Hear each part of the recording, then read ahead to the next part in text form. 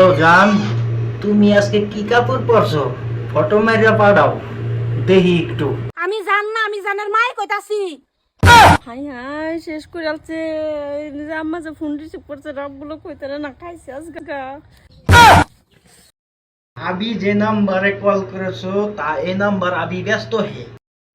High রে, কি করি এখন? নাকি ধরাই খেয়ে গেলাম? আপনি যে ব্যক্তির সাথে কথা বলতেছেন সে ব্যক্তি এখন গাছ কাটতেছে। বুঝাবার চাইতাছ? আমি কি জানতাছি না তুই যে কেডা? হ্যাঁ, তোর বাইত কয়টা গরু আছে তুই যে গুড়া ঘাস কাটতাছ?